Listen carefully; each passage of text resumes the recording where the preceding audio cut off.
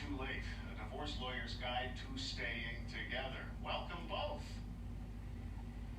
Thanks so much. Great to be here. Jim, despite your resume, you call your book How Not to Book for the people who have not set foot in your office. Why should we take staying together advice from somebody who lives in Splitsville? You know, it's a great question, and the truth is that doctors have been writing books about how to stay healthy for quite since the history of books, and people are still getting sick. And diet gurus have been writing books about how to, stay fit, and people are still wandering around fat. So I think sometimes there's a lot to learn from watching the people who see what goes wrong about what to do right. Chris, to avoid ending up in Jim's office, what are some of the fundamental social media don'ts people should avoid? There are so many social media don'ts to avoid. One, you want to make sure you are not looking or sending direct messages to members of the opposite sex. You want to not leave comments on members of the opposite sex's wall. You want to not accidentally reply to a story of a member of the opposite sex who may or may not be someone you have even dated at one point, and then keep a conversation going. You want to make sure that you're not being tagged in photos with members of the opposite sex one-on-one if that makes your partner feel uncomfortable. There are so many different things here, but the most important thing is to have social media boundaries up front so you even understand what the do's or don'ts are with your partner. And even if you have been judicious about who can or can't see your wall, some of the people who can still share what's there with some of the people who can't, right, Chris? Of course they can, yeah. I mean, that's the other problem here, especially with Facebook. They continue to change privacy settings, so people think, if it's only my friends, no one else can see it. Well, that's actually not true. We see that also in investigative work all the time. What you see, what you say on social media can be screenshotted. Same thing with Facebook Live stories, Instagram Live stories. People think because it's disappearing for only 24 hours, no one's ever going to see it again. I'm here to say that's just a flat-out lie. And so if it's screenshotted, anyone can use it against you. Now, Jim, Chris is. Go ahead. Chris has a great point there.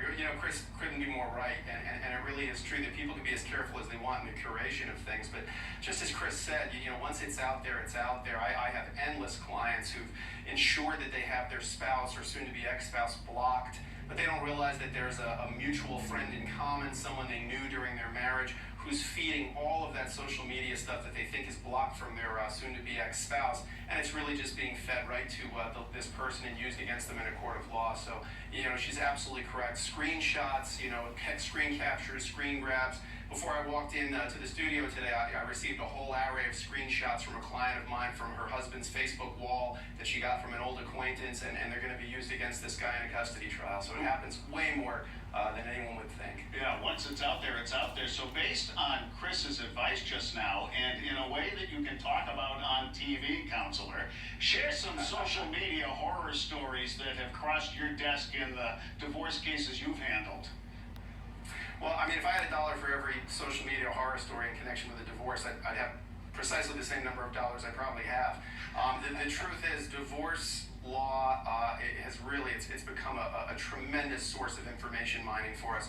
From fathers who say that they're limiting their alcohol use, who then get tagged in a friend's photo at a bar with empty shot glasses in front of them, to photos where people get tagged in the background. I had a client I talk about in my book who actually ended up on a screen capture from a Toby Keith concert that he had been at with his secret girlfriend that his wife didn't know about. His wife cruelly found out about it through looking at Facebook and just stumbling on this particular picture. So, putting anything on your Facebook that you wouldn't want put on the big screen in Times Square is probably not a great idea. And no matter how much curating you do of the people who you communicate with, it's just such a big pool of users out there in the world of social media, and you hang around a barbershop long enough, you're going to get a haircut. So it's hard to resist the temptations that come with it.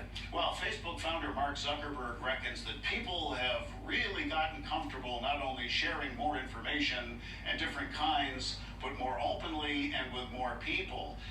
Chris, about the psychology of social media, why do we overshare?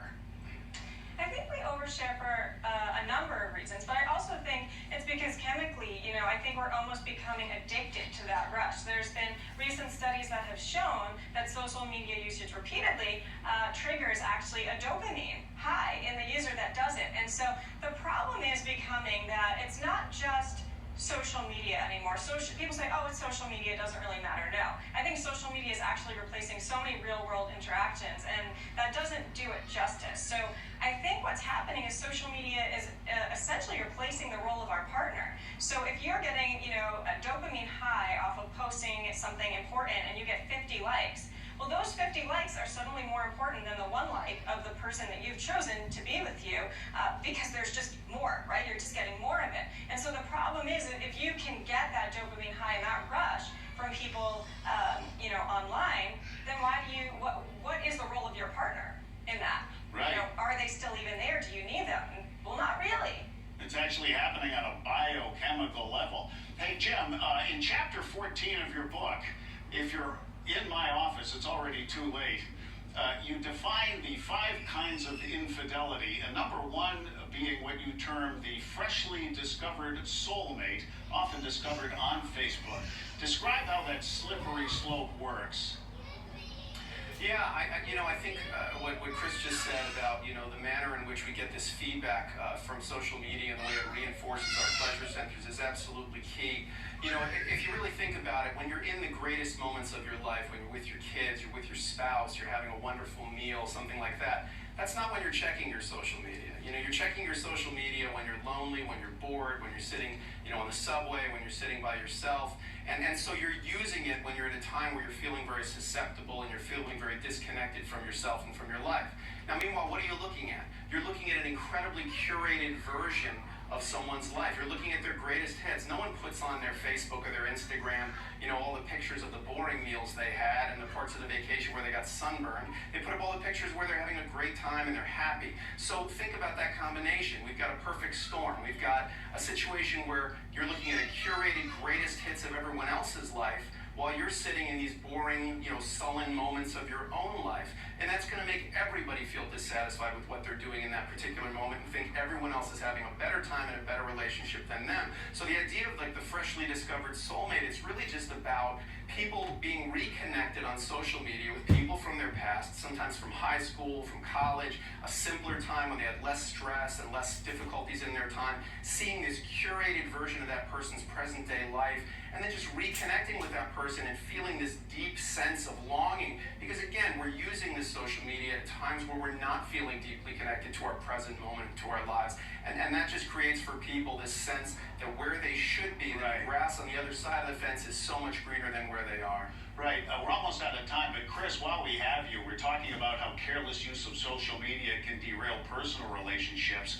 But your website, RubyMediaGroup.com, has lots for businesses. You're generous with advice for healthcare and real estate and other businesses. I got about 30 seconds, so don't overthink it. Right off the top of your head, what are some of the common thread mistakes businesses make on social media?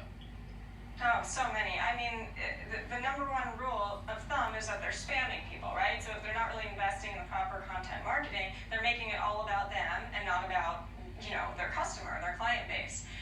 My number 1 tip for businesses to consider is when in doubt, leave it out. Another one is that social media should enhance your business, not take away from it. Gotcha. Thank you, Kristen Ruby, Ruby Media Group, and attorney and author James Sexton. Coming up, as we go to air,